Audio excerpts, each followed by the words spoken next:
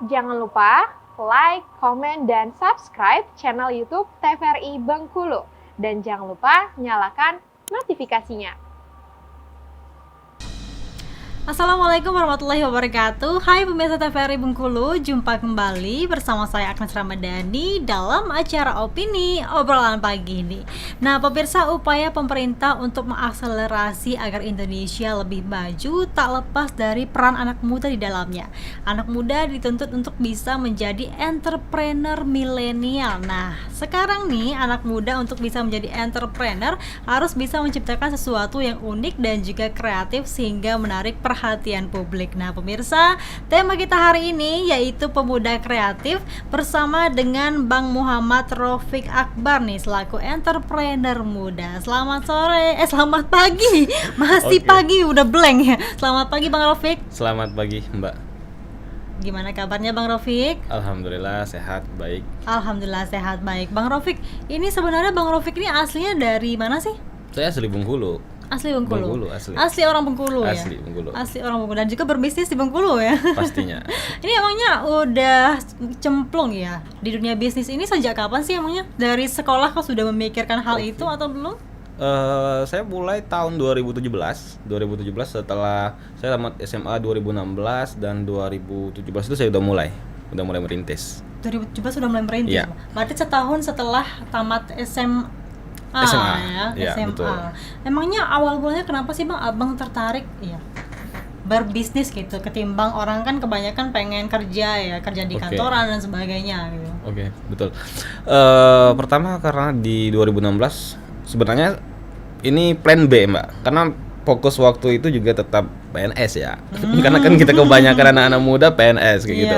Nah, jadi waktu tamat SMA 2016 itu juga pikiran saya cuma PNS kayak gitu, tes PNS segala macam kayak gitu.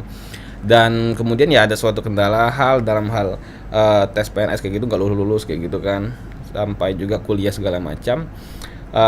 Dan saya berpikir kayak gitu kan, kayaknya saya perlu perencanaan kayak gitu kan, untuk ya ketika PNS nggak lulus kayak gitu kan, saya harus memulai sesuatu yang baru kayak gitu. Dan apalagi waktu itu ya masalah perekonomian keluarga dan segala macamnya kayak gitu kan, dan itu membuat saya harus bergerak dan memulai bisnis gitu sih. Tapi emang waktu itu di lingkungan abang sendiri, dari teman-teman abang ada nggak yang sudah mulai berbisnis akhirnya wah kayaknya menjanjikan nih kalau berbisnis gitu? Waktu pertama mulai gitu, kalau di lingkungan tuh ada beberapa, tapi nggak begitu membuat saya tertarik gitu Mbak. Lebih ke inspirasi orang-orang kayak di film kayak gitu. Kemudian juga melihat pembisnis sukses kayak gitu kan. Ya mudah-mudahan siapa tahu beberapa tahun kemudian saya juga bisa sukses kayak gitu. Berarti dari 2017 ya Bang ya? 2017 saya mulai berbisnis. Waktu itu sudah terpikir untuk produk apa gitu yang pengen dibuat? 2017 cuma terpikir itu karena orang tua waktu itu kan bisa, orang kan asli Bengkulu tuh buat makanan khas Bengkulu kayak gitu.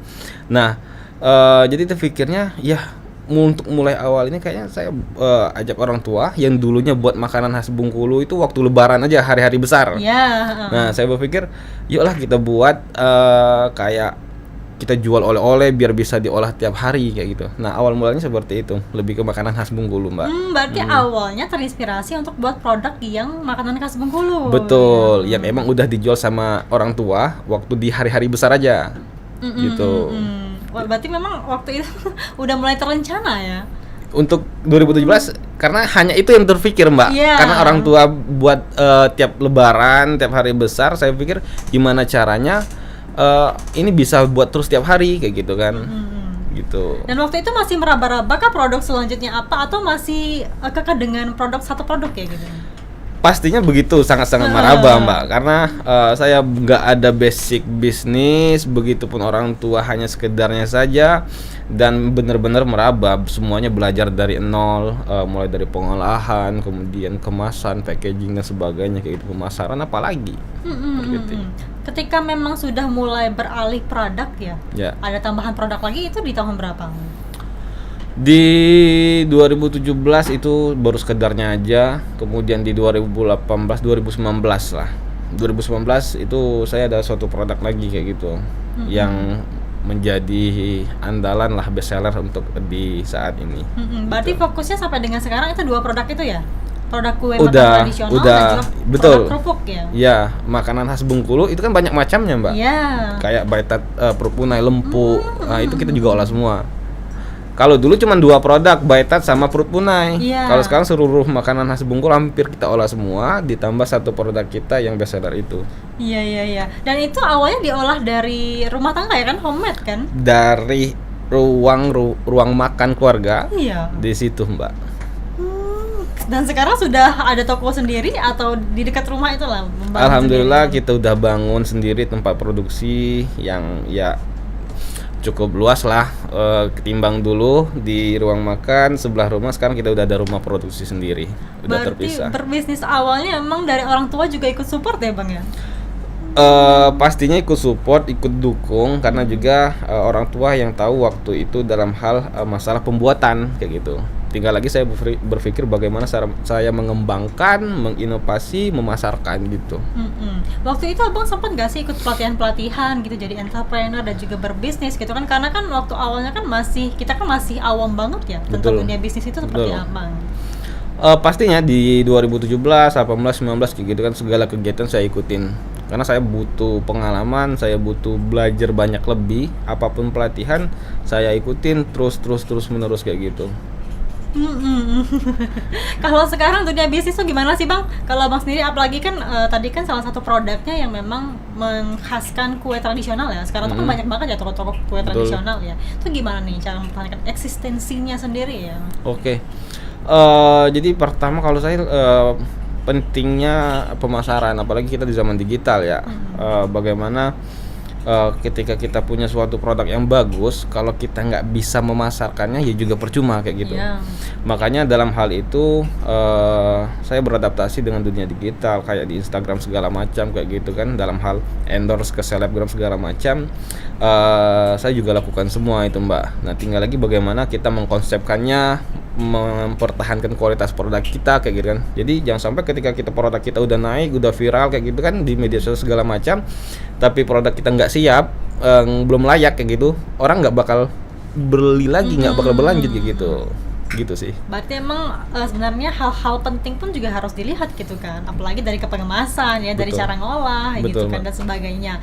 Tapi kalau sebenarnya abang sendiri ya, pasaran abang kan sudah banyak banget sekarang ya. Alhamdulillah. Awalnya gimana sih ceritanya bisa sampai viral ya?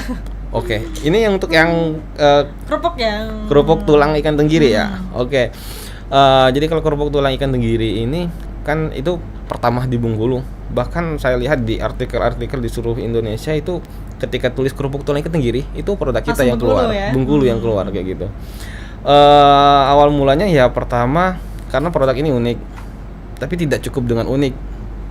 Begitupun enak, tidak cukup dengan enak kalau kita nggak bisa masarkannya kayak gitu kan.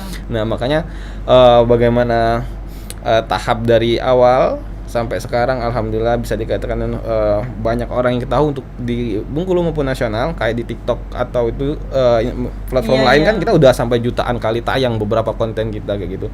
Nah bagaimana kita mengkonsep, membuat video yang menarik, kemudian juga kita update dengan dunia digital, kita kerjasama dengan konten-konten kreator kayak gitu, dan itu yang membuat salah satu produk kita itu sampai saat ini bisa dikatakan itu viral dan dikenal banyak orang kayak gitu, Mbak. Banyak orang gitu ya. Emangnya setiap tulang ikan tuh bisa dijadikan kerupuk ya? Kenapa sih waktu itu terpikirnya ke tulang ikan tenggiri gitu kan? Oke. Kalau untuk kerupuk tulang ikan tenggiri ini kenapa berpikir tulang? Karena waktu posisi waktu itu kan kita Bengkulu, Mbak. Kita kan Bengkulu kan pesisir ya, pesisir daerah kelautan. Kemudian hasil tangkapan dan olahan ikan tenggiri kita banyak tuh, Mbak. Tapi di sana mereka kan para penggilingan pengolahan hanya mengambil daging, kulit dan kepalanya. Tulangnya itu dibuang kayak gitu, nggak dimanfaatkan. Jadi bagaimana waktu itu saya berpikir untuk dapat memanfaatkan tulang ikan tenggiri agar memiliki nilai jual dan bermanfaat kayak gitu. Makanya eksperimen kayak gitu kan, dan ternyata ya bisa dibuat kerupuk kayak gitu. Berarti awalnya eksperimen dulu deh ya. Pastinya. Cocok atau enggak gitu kan. Betul, enak enggak kayak gitu kan rasanya gimana. Nanti baru ke tahap proses pengemasan, perbaikan, pemasaran sebagainya kayak gitu. Kreatif banget ya, bisa dari Gitu. tulang ikan gitu kan jadi kerupuk. Oke, Bang Robi, kita jeda dulu, nanti kita bahas lagi nih ya terkait dengan tema kita yaitu pemuda kreatif. Pemirsa, kami akan kembali setelah jeda pariwara berikut ini.